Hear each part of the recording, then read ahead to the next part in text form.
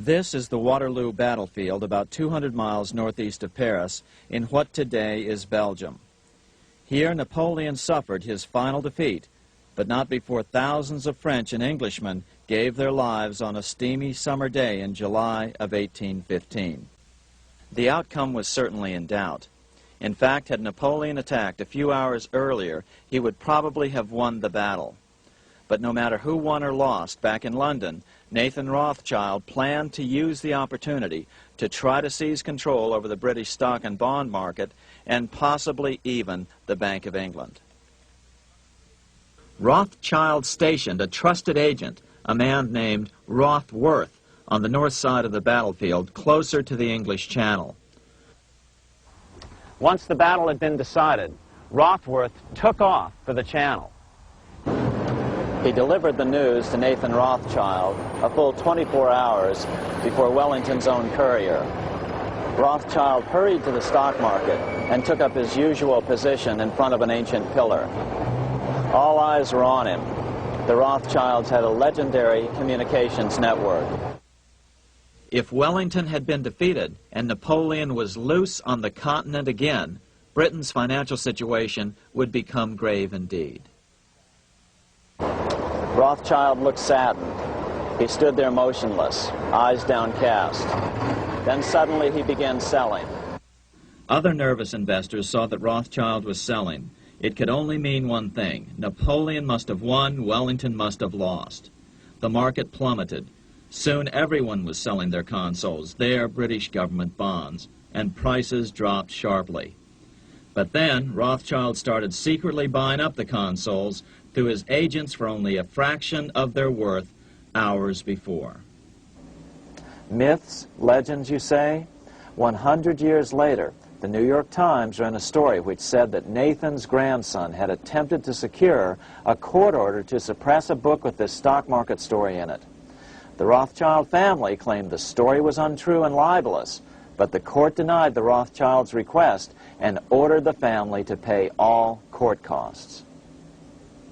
What's even more interesting about this story is that some authors claim that the day after the Battle of Waterloo, in a matter of hours, Nathan Rothschild came to dominate not only the bond market, but the Bank of England as well.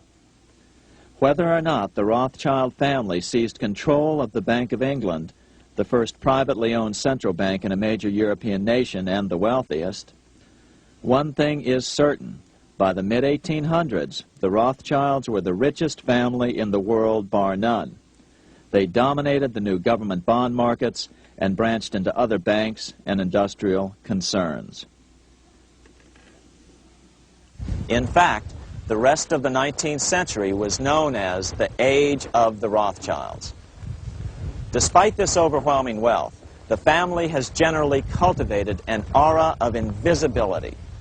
Although the family controls scores of industrial, commercial, mining, and tourist corporations, only a handful bear the Rothschild name. By the end of the 19th century, one expert estimated that the Rothschild family controlled half the wealth of the world. Whatever the extent of their vast wealth, it is reasonable to assume that their percentage of the world's wealth has increased since then. But since the turn of the century, the Rothschilds have cultivated the notion that their power has somehow waned even as their wealth increases. Just 1 year after Waterloo and Rothschild's alleged takeover of the Bank of England, the American Congress passed a bill permitting yet another privately owned central bank. This bank was called the Second Bank of the United States. Just as before, the primary stockholders remained a secret. But it is known that the largest block of shares, about 1/3 of the total, were sold to foreigners. As one observer put it, it is certainly no exaggeration to say that the Second Bank of the United States was rooted as deeply in Britain as it was in America. So, by 1816, some authors claim the Rothschilds had taken control over the Bank of England and backed a new, privately owned central bank in America as well. During the early 1900s, men like J.P. Morgan led the charge. One final panic would be necessary to focus the nation's attention on the supposed need for a central bank. The rationale was that only a central bank can prevent bank failures. Morgan was clearly the most powerful banker in America and a suspected agent for the Rothschilds. Morgan had helped finance John D. Rockefeller's Standard Oil empire. He had also helped finance the monopolies of Edward Harriman in railroads, of Andrew Carnegie in steel, and of others in numerous industries. But on top of that, J.P. Morgan's father, Junius Morgan, had been America's financial agent to the British. After his father's death, J.P. Morgan took on a British partner, Edward Grenfell, a longtime director of the Bank of England. By 1907, the year after Teddy Roosevelt's re-election, Morgan decided it was time to try for a central bank again. Using their combined financial muscle, Morgan and his friends were secretly able to crash the stock market. Thousands of small banks were vastly overextended. Some had reserves of less than 1% thanks to the fractional reserve principle. Within days, bank runs were commonplace across the nation. Now Morgan stepped into the public arena and offered to prop up the faltering American economy by supporting failing banks with money he manufactured out of nothing.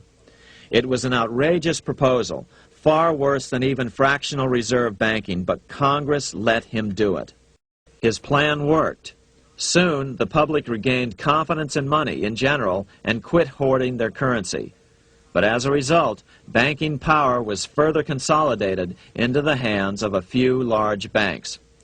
By 1908, the panic was over, and Morgan was hailed as a hero by the president of Princeton University, a man by the name of Woodrow Wilson. The money changers had been able to create a series of booms and busts.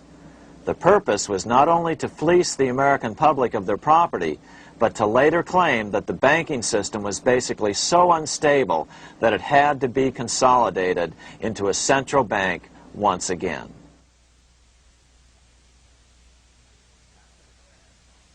After the crash, Teddy Roosevelt, in response to the panic of 1907, signed into law a bill creating something called the National Monetary Commission.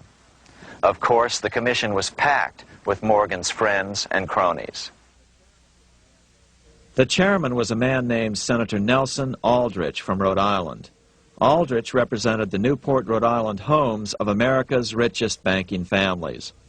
His daughter married John D. Rockefeller, Jr., and together they had 5 sons: John, Nelson, who would become vice president in 1974, Lawrence, Winthrop, and David, the head of the Council on Foreign Relations and former chairman of Chase Manhattan Bank. As soon as the National Monetary Commission was set up, Senator Aldrich immediately embarked on a 2-year tour of Europe, where he consulted at length with the private central bankers in England, France, and Germany.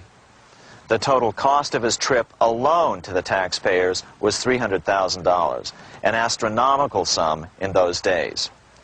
Shortly after his return, on the evening of November 22, 1910, some of the wealthiest and most powerful men in America boarded Senator Aldrich's private rail car and in the strictest secrecy journeyed to this place, Jekyll Island, off the coast of Georgia. With the group came Paul Warburg. Warburg had been given a $500,000 per year salary to lobby for the passage of a privately owned central bank in America by the investment firm Kuhn, Loeb and Company.